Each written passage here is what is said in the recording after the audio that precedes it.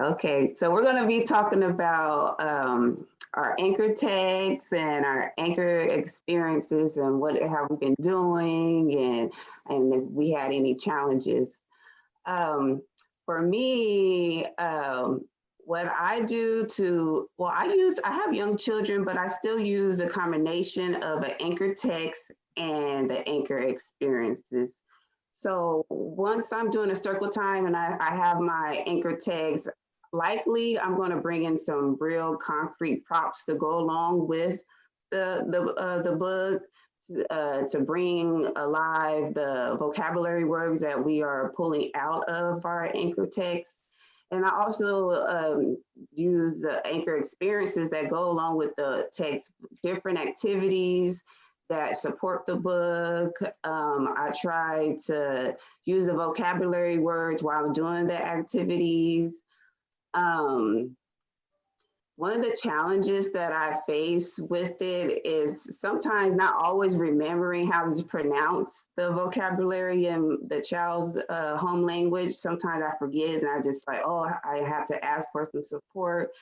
And sometimes I might have a Hmong child in my classroom, and I don't always have someone to come in to the classroom and help with the other language. So that could be a challenge. I can always have support with like translating the vocabulary words, but sometimes I need a physical person in there to have extended conversations with the children.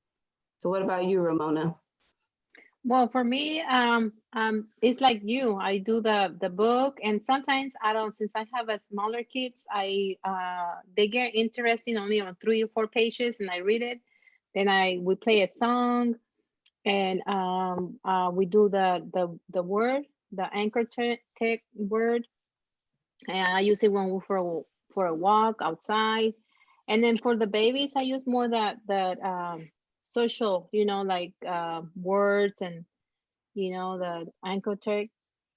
That's what I do. But so far, I haven't had any challenges right now on the language because since I only have kids that speak English and the Spanish, so I don't have that challenge right now. But I used to have that challenges with the other Asian little girl, but not right now. But if I do the word when I used to have that challenge, we pick up a word from the mom. I talk to the mom and then I go on my tablet and I translate what I was doing to read a book. And if she can come and read the book, she can dance and, do the things for the kids. So that's that usually work for me when the parent come and I have a time. That's good. Mr. Louise?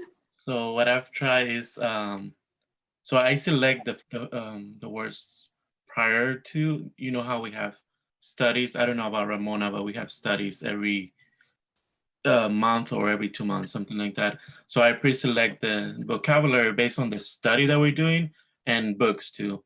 Um, so I already select the words, and I'm that's one of the first things we do. We teach them the words in a visual way, um, because of course they can read, but the word in English is there, the word in Spanish is there, and so they're getting all of that vocabulary in a very I guess intentional way.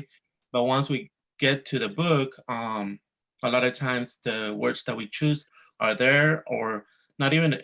It doesn't have to be the word necessarily, but a concept is there. So that's when we slow down and we point at it, and they that's when the conversation starts. And I think that's one of the things that have worked, having those pre-select words and being able to see it in a live way, in a something that they can relate to themselves, or even on a book, creates conversation, and it creates questions and learning, and it just grows from there.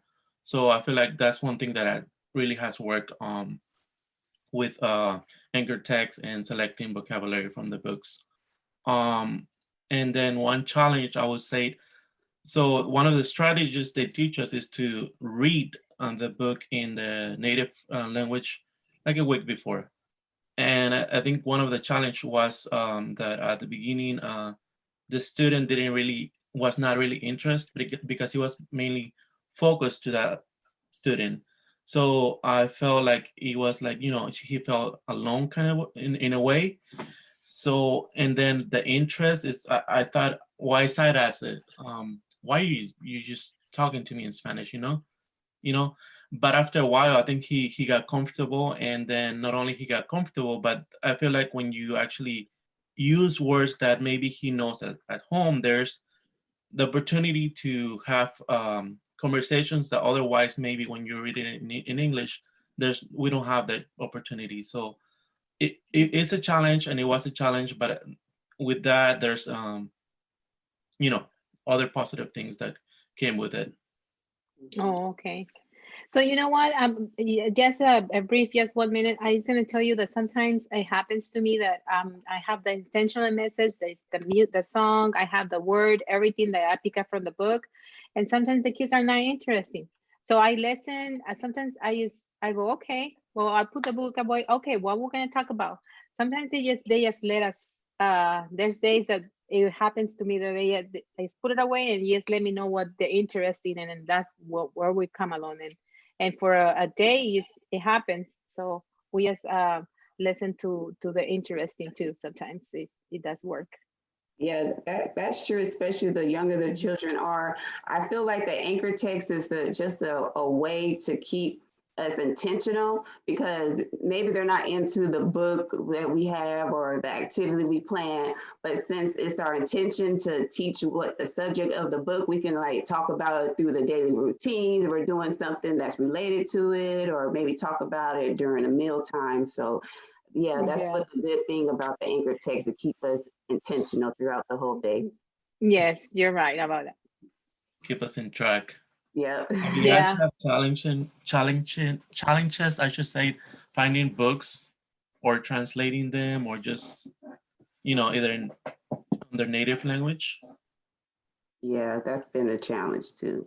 Yeah. Yeah. Sometimes when I go and I go Google and YouTube some books, and then we sit down and we say, okay, someone is gonna read a book to us, and I find out that now that all this is going on, I find out a lot of books and that I don't have here with me. It's interesting for the kids to see the book like that.